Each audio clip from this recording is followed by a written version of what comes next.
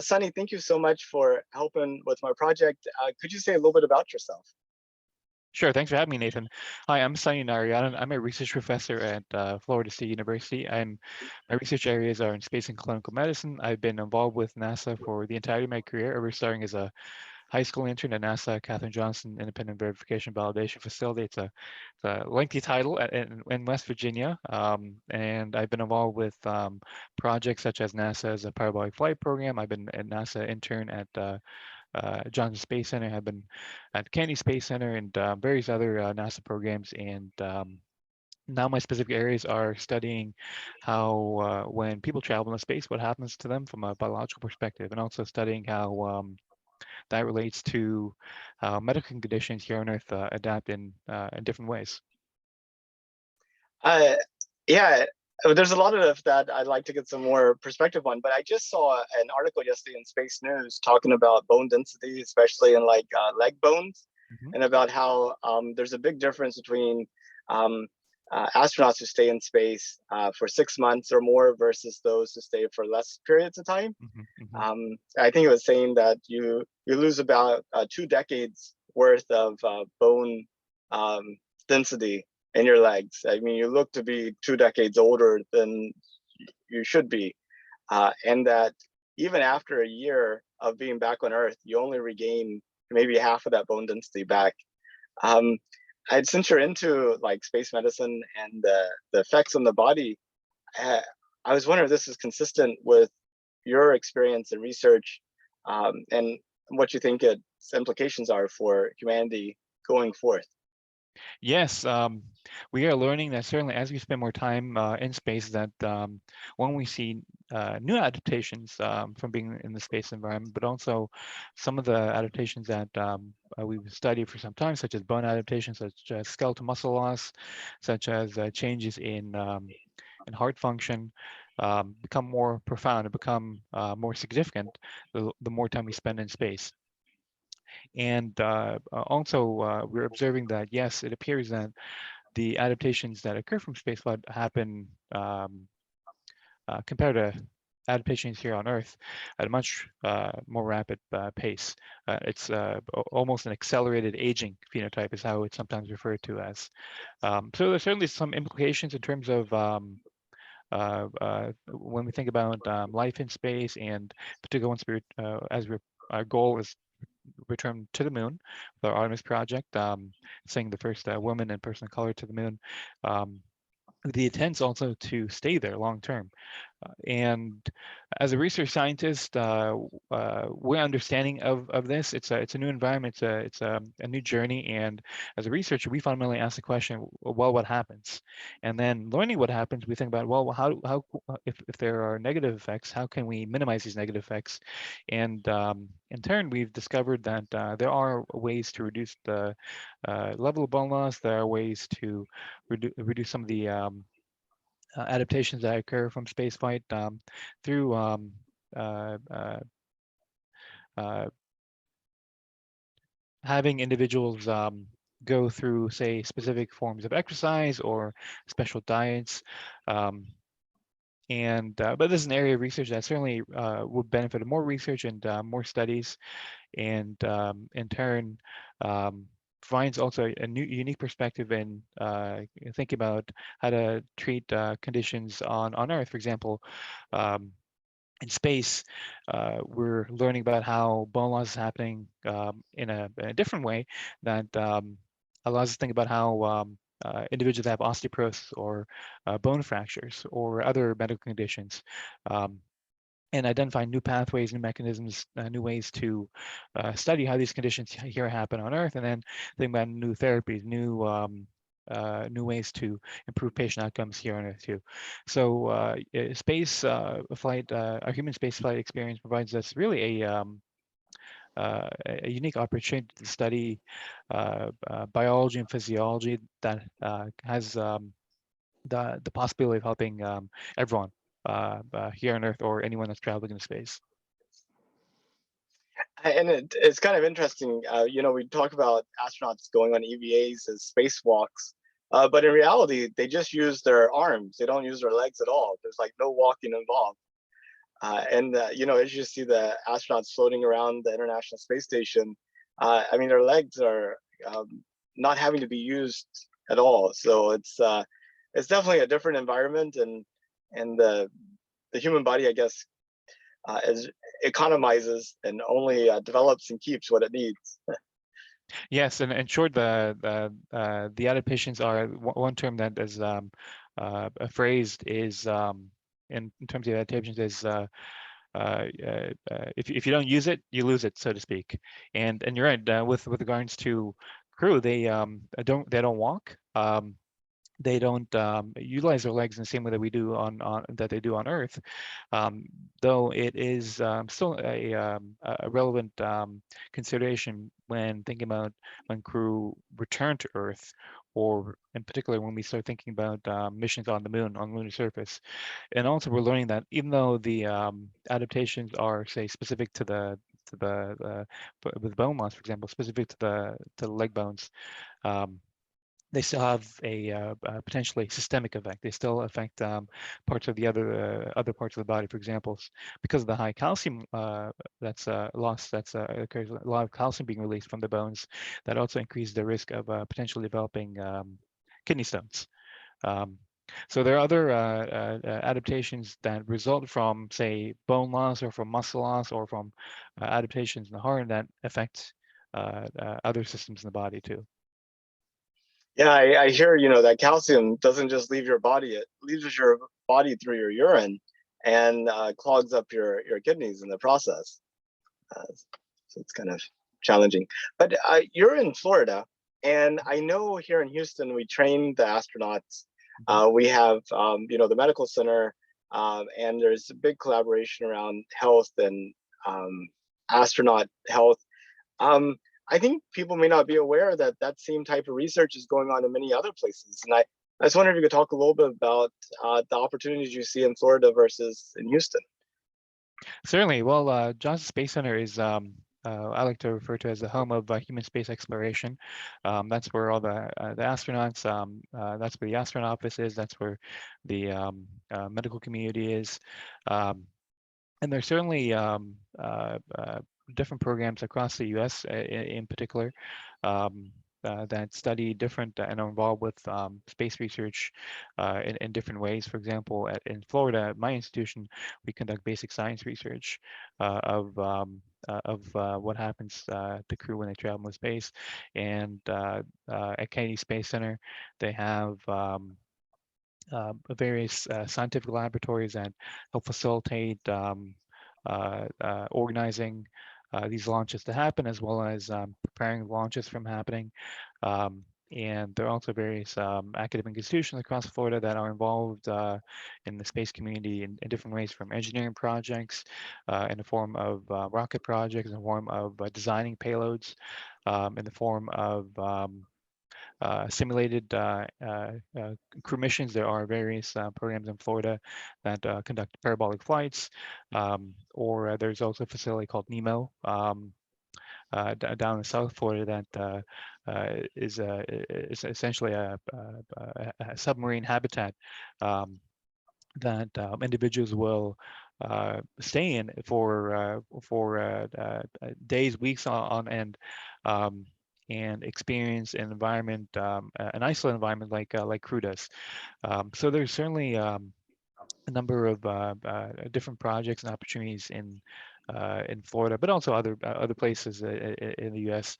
To be involved with our human space exploration projects. Have you by chance had an opportunity to actually visit NEMO? I have not had the opportunity to visit NEMO just yet, but I have had the opportunity to be involved with parabolic flights, actually. And maybe in the not so distant future, I'll also be involved in NEMO in some capacity. But it's a great program that provides a really unique perspective in studying human adaptations in space. And there are many other programs that also at Johnson Space Center that also simulate different environments. And because of how the spaceflight is, there's really not just a single factor that causes space adaptations. There's like gravity, there's radiation exposure, there's an isolated environment. So we have all these different facilities to explore how space adaptations occur from different perspectives. So about the ZeroG flight, was it what you were expecting, or was there something that you're like surprised about? It was a bit of both. I was the surprise was the sensation of a lack of gravity.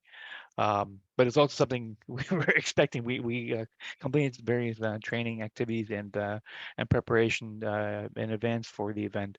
But it was certainly different physiologically and psychologically when actually experiencing it. And but we were also trained to complete science on board of this suborbital platform. So we were prepared. But then there was when equipment and items are floating around, and our experiments involved uh, uh, studying the unique phenomenon of what happens to fluids when they travel in space. There were off-nominal situations that we plan for, and sometimes we did not plan for, but that was also part of the experience. But it was certainly really a wonderful, unique opportunity to experience what a lack of gravity is like. And then also learn how this environment can have such a subtle but also very dramatic effect depending on um, the the depending on what our research question was. Um, Now, a lot of science fiction authors, whenever they talk about the character going into weightlessness, they talk about how the character feels like they're falling, because I mean it is free fall that's generating the weightlessness. I was wondering if you had any sensation of that, what your thought was in terms of characterization of going to weightlessness and feeling like you're falling. Yes, I've gone skydiving, and I've gone scuba diving, and I swim recreationally, and those are all similar scenarios of a sensation of floating, so to speak. Though in all those circumstances, one still feels the presence of something against them. With the scuba diving or swimming, it's of course the presence of water. Though one uh, feels like they're flying because they're buoyant. And then skydiving, similar one after reaching a certain phase of the experience. One feels like they're floating, but still feels the presence of, in this case, air pushing against them. And having had done that before, even this microgravity experience, I that was kind of my impression going what it was like. But it was like that, but it was also not like that because there was no actual presence of something. And in turn it was less controllable. And when swimming or when skydiving, one has, depending on how one moves the arms or legs, in swimming, one's positioning changes. In like gravity, that didn't really matter, matter so much. So it was certainly unique in that regard. Now, have you always wanted to be in space, or were you interested in other things and you just happened to end up in space? Can you talk a little bit about your personal journey? Certainly, I certainly always had an interest in space exploration. Ever even before joining NASA. I grew up at a time when the International Space Station was being designed, built, and flown, and that was just absolutely fascinating and spectacular. I very much appreciated the international connection the space station had. Um, and I also grew up an environment where there was a fair amount of connection with the space industry. I grew up where Chuck Yeager and Homer Hickam and Katherine Johnson were from. And I also grew up 30 minutes away from a NASA center, so I was exposed to a young age to the space program, and really uh, uh, uh, knew early on I wanted to be part of that. And I've been really lucky and really blessed with the opportunities to be involved with with NASA, starting as a high school intern, then continuing as while in college, and from a PhD now as a professor even. And I also mentioned that in the context that there are so many different ways to get involved at really all levels. I think now even there are kids that can get involved with space projects even as in middle school.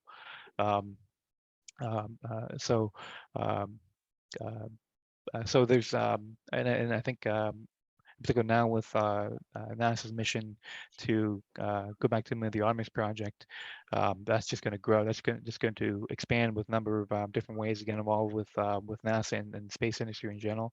So I think now is any more exciting time to be involved in space than ever before.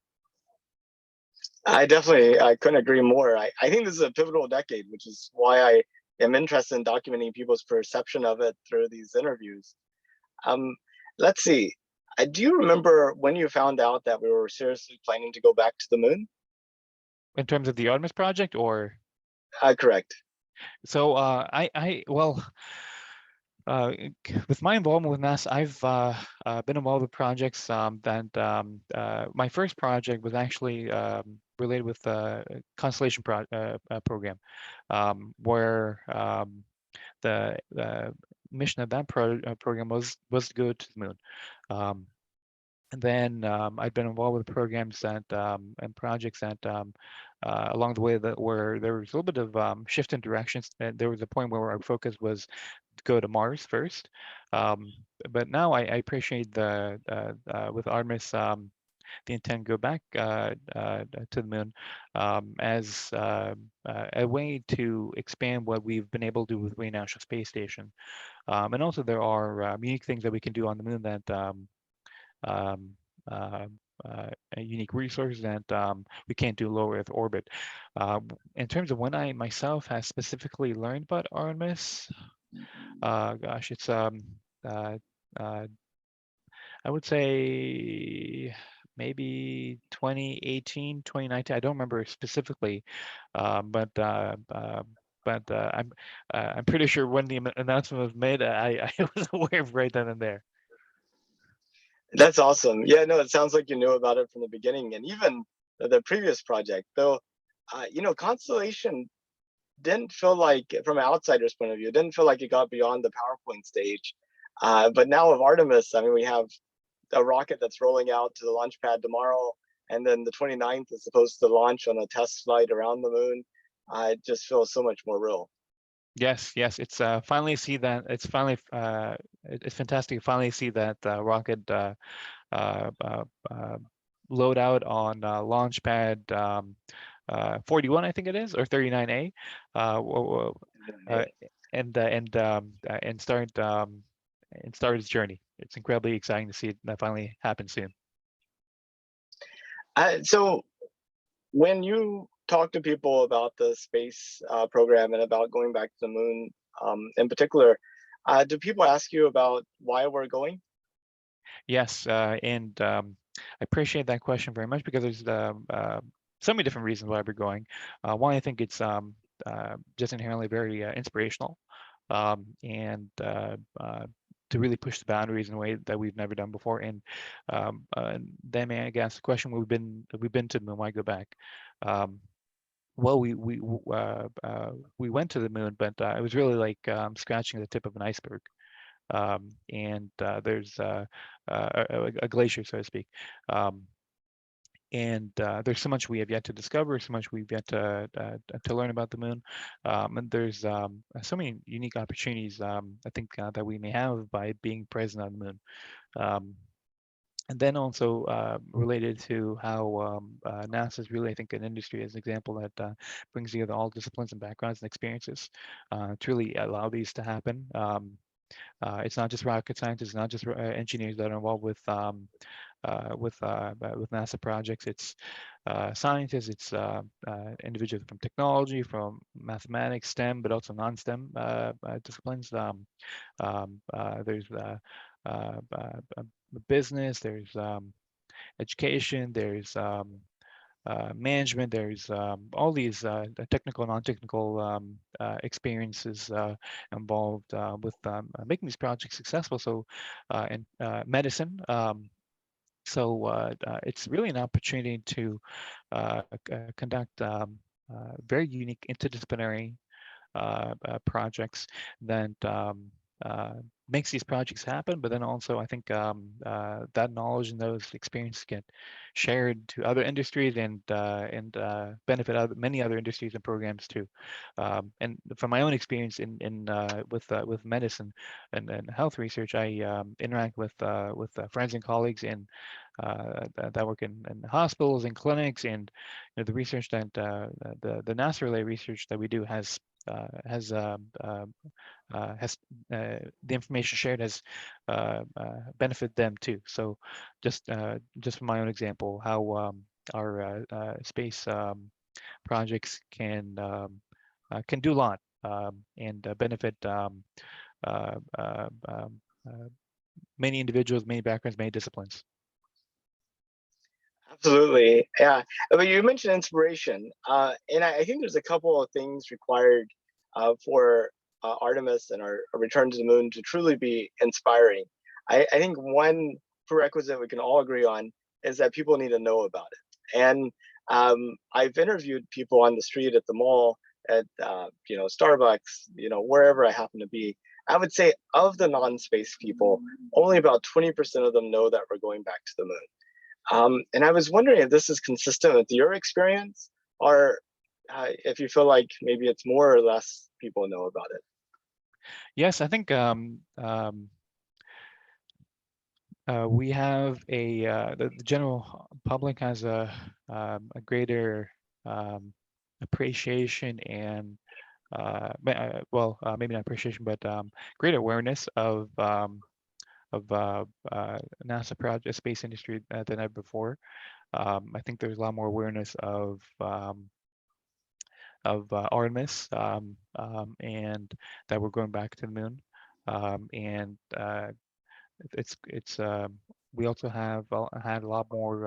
I think now that we have more people traveling in space, I think just this past summer we've had at least I think a dozen, if not more, a dozen individuals traveling in space or suborbital space. I think when we have more people traveling space, that connects with individuals more and to see more people travel in space. And I think that will only increase when once Artemis 1 launches and Artemis 2 launches and so on and so forth. And when we have more and more people traveling in space, I think that will will spur a lot more excitement. Certainly. Definitely. I think people get excited the more they feel like they personally might participate in it. That's exactly right. Yes. So whenever you look out in the future of humanity, say like 200 years, what do you see? Where do you think we would get to? Yes. 200 years from now, that's a really exciting question. 200 years from now, I would imagine we've had long-term presence on the moon. Our lunar gateway has perhaps expanded to lunar gateways and habitats on the moon, and perhaps even out to Mars and uh, satellites around the moons of Mars, and maybe even a colony out to Mars. Um, though I think um, uh, uh, uh, so yes, I can imagine us to have a presence on these distant objects, but maybe we'll even expand it beyond that into deep into our solar system. That would be amazing. And sometimes I think that that view that humanity should expand out into space is really the critical difference between seeing value in our space exploration versus not. And I was wondering if you thought that was a fair assessment, or if even if you think, or if you're under the opinion that even if you think that we shouldn't go beyond the Earth, that there's still some value in space. How critical is that view to finding value in the space program? Certainly, I appreciate the question of value, and uh, in terms of that question, I like to think about how space exploration projects are really a platform for innovation, for discovery. There's so many things that we've developed and have had a direct impact on everyday life, that have been generated from just attempting to go to space and actually living in space. And it's uh, a really, with any challenges, we learn a lot. And space is one of the most significant challenges that we can aim for. In turn, we have to think about new ways to live in space. We have to think about new ways to eat in space. We have to think about new ways to stay healthy in space. We have to think about new materials, new uh, uh, uh, um, and also in a distant environment where everything has to be pretty autonomous, pretty independent. It takes a lot of time, effort, and cost to have missions to go back and forth in space. So everything has to be incredibly efficient too.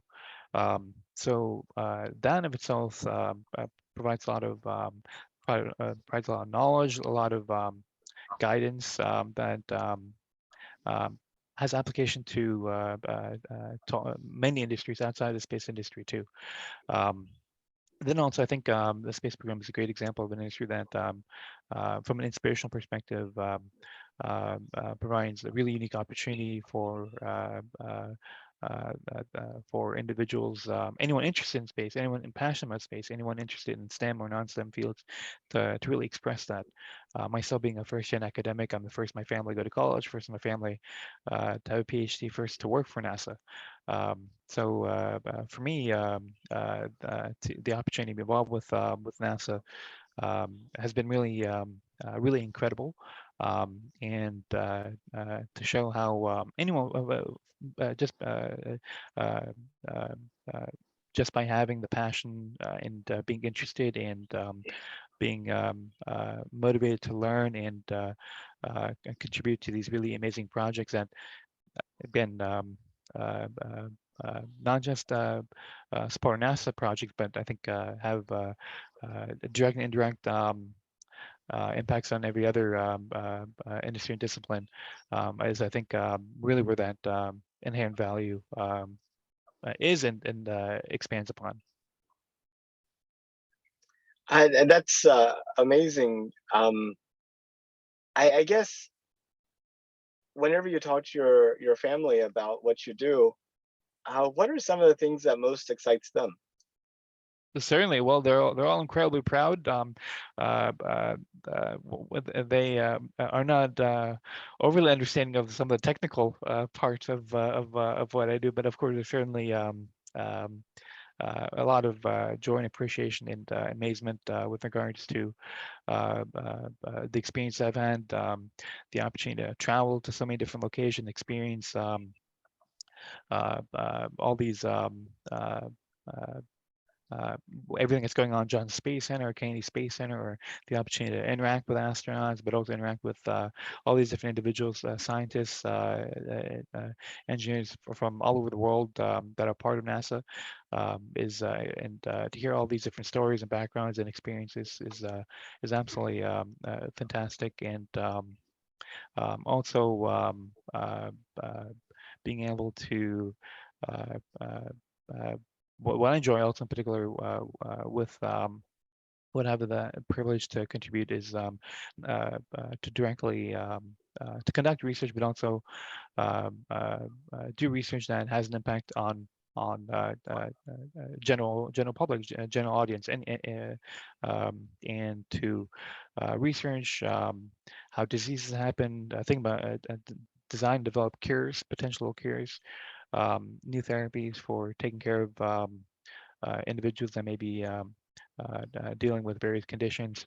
It's really they're also incredibly proud and also being able to give back to the next generation. I'm also actively involved with supporting students and young professionals, and the one will find that there's a lot of that in the NASA community. There's really a lot of passion and dedication to supporting students and young professionals from all backgrounds and opportunities. So my family is very proud of all that, uh, uh, uh, are uh, in disbelief of some of the things that I have had the opportunity and privilege to do.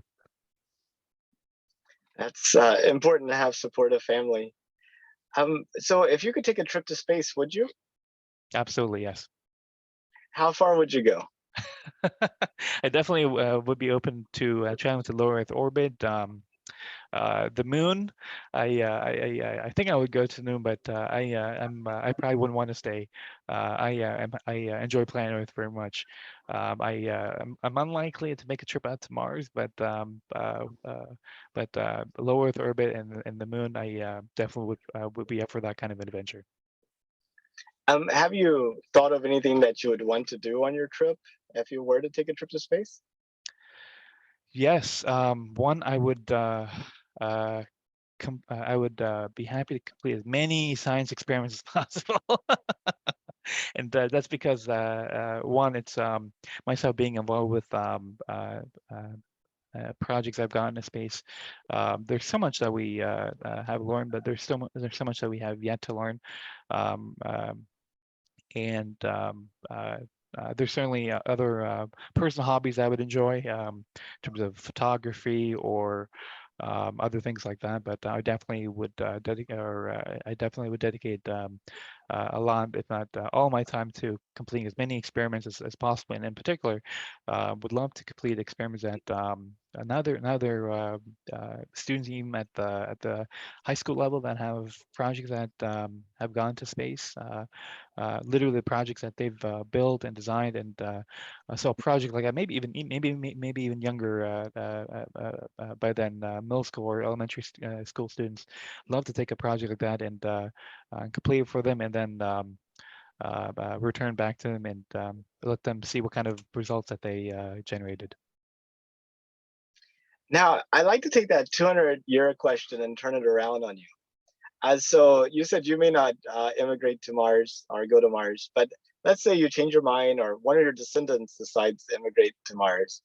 And it's 200 years in the future, and it's your great great great great great granddaughter is in high school on Mars, has lived on Mars her entire life.